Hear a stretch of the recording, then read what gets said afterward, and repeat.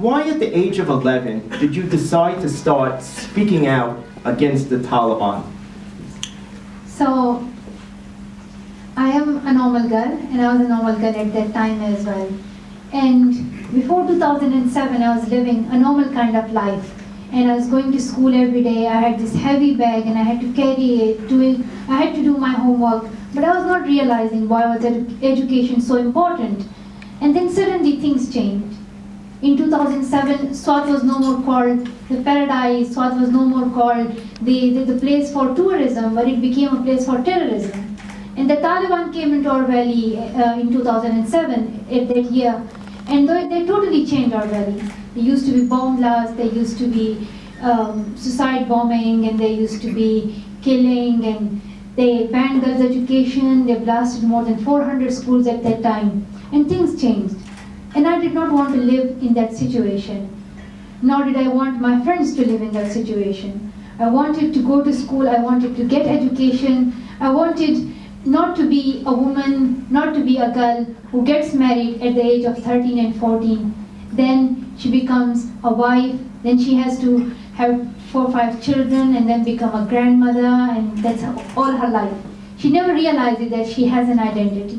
She is not only a wife, not only a sister, not only a mother, but she is a woman as well, and she is a human being as well. And she has some skills, she has some talents, which she needs to show. But because of these obstacles, because of not getting education, she has so many difficulties.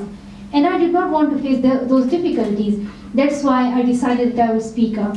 So at the age of 11, it was the month of January 2009 that I started blogging for BBC. And at that time, only 11 girls were attending our class in our school.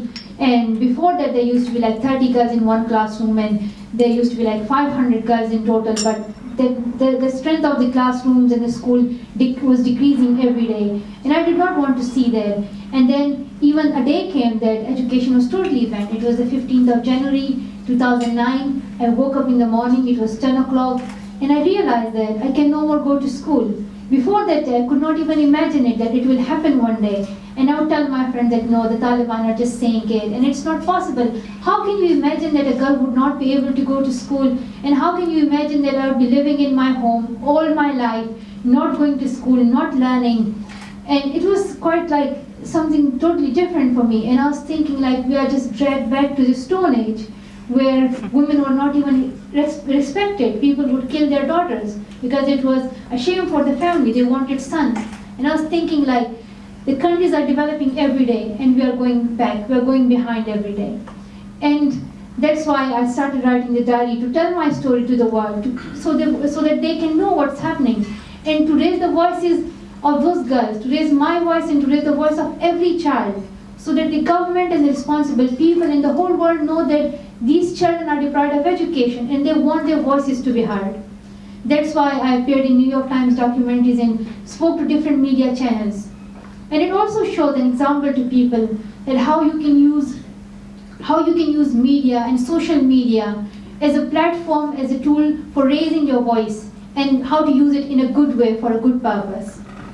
So that's how I did my campaign. And even though the age seems quite like small to people when they say at the age of 10 or 11, but I had so many experiences in my life. Even at that age, I had seen so many poor people, including our family. We were also one of the poor ones, and who did not even know that whether they would get food for night or not. And we knew what poverty was, and we knew how terrorism was. So at that time, even though my age seems quite small here in the USA, in the UK, but I was quite experienced, and I had already seen a lot in my life.